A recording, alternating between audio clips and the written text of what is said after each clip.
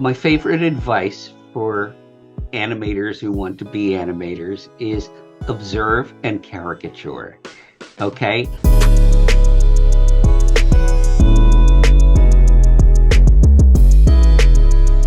Hi, Eric. Hi, Jana. How are you? I'm doing fine and you? Okay. Yes, thank you so much for your time. A pleasure to talk to you and to talk about Mickey Mouse, right? Perfect. And what was about Mickey Mouse, right? That everybody loved him so much. What do you think?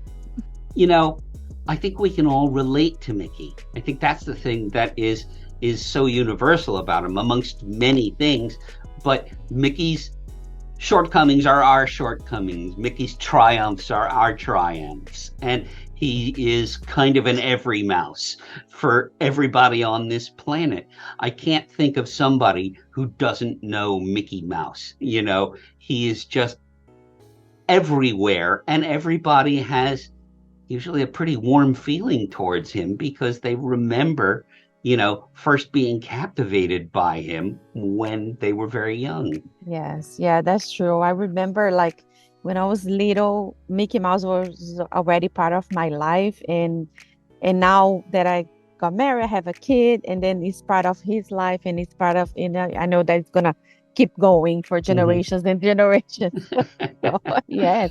So let's talk a little bit about the short that you create within the documentary. What was like the inspiration for that and the biggest challenge?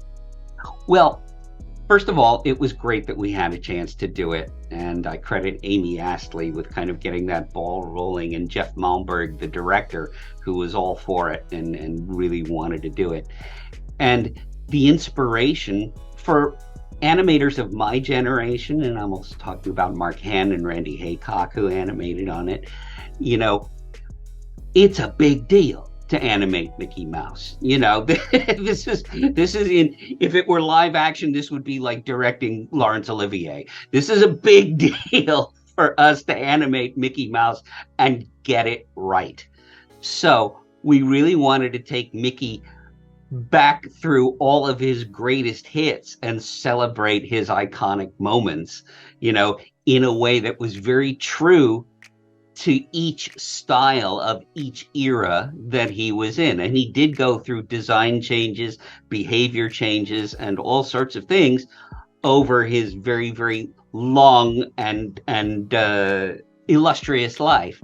And so we wanted to show that. And so some of the challenges were not just drawing Mickey the same way that he looked in The Brave Little Tailor or that he looked in Fantasia, but animating him the same way, moving him the same way so that he felt absolutely like he was from the 50s in Mickey Mouse Club, from 1940 in Fantasia, and so on and so forth. Because I think what a lot of people don't realize is that a large part of animation is how the characters move and act. And we're not only trying to do justice to the large picture of Mickey, we're trying to do justice to all the Mickeys that he Yes. has been over the years, and so that is probably one of the most challenging things, is to animate him in a way that absolutely feels right. Years ago, we not that many years ago, we did Get a Horse. I don't know if you remember that or not, but Yeah. it was Mickey in 2D and 3D. And for all of us, including the computer animators as well as the hand-drawn animators, we had to unlearn everything we knew about animation to make it look like it came from 1928. So, it's a kind of thing where we had to do that kind of research if it looked like we were setting him in that era, and likewise we had to move him the way he would move in 1938, and so on and so forth. And it's an observational thing. Thank goodness we have all these great films to go back and look at and study single frame. We even have pencil tests of many of these sequences because the Animation Research Library has scanned a lot of the original artwork and created QuickTime pencil tests of this stuff that we can look at frame by frame, some of which is in the documentary, actually. So so we all kind of geeked out over Mickey.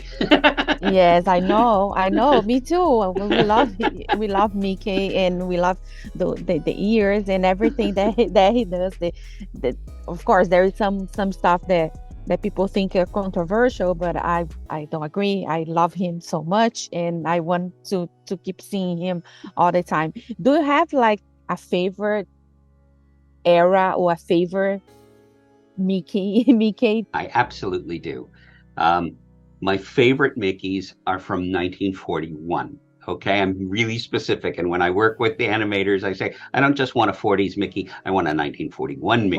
One. And the films I'm talking about are films like Lend a Paw, Canine Caddy, Mickey's Birthday Party, The Little Whirlwind, all these fantastically animated films where Mickey was at his most expressive and usually in the hands of master animator Freddie Moore, and he and Ward Kimball just did marvelous things with the character, during that particular year. It was kind of a magic year for Mickey. Yeah, it was amazing. And I have a curiosity.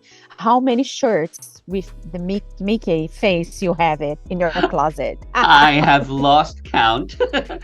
My wonderful wife Susan makes them for me, and she's an animation artist in her own right, and actually she worked on Mickey in a minute.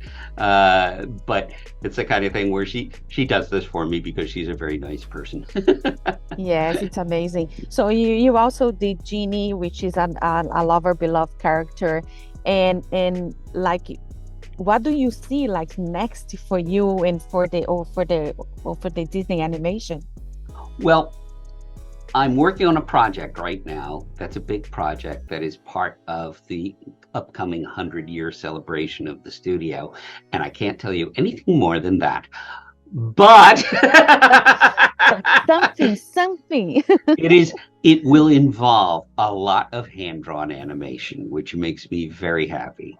And I think one of the nice things is recently, we took on 5 young apprentices to actually teach them traditional animation at the studio, and they are going great guns. They are just terrific, and they really love these characters, and they really are doing a beautiful job, sharpening their skills. Their skills were already very, very good, to actually animate all of our classic characters, which is wonderful. That's amazing. I think it's amazing what they guys do. They change the page, like the paper, and then see that continuity. It's amazing. And for us to wrap it up, do you have an advice to give to someone that wants to proceed a career in animation? My favorite advice for animators who want to be animators is observe and caricature. Okay, everybody walks differently.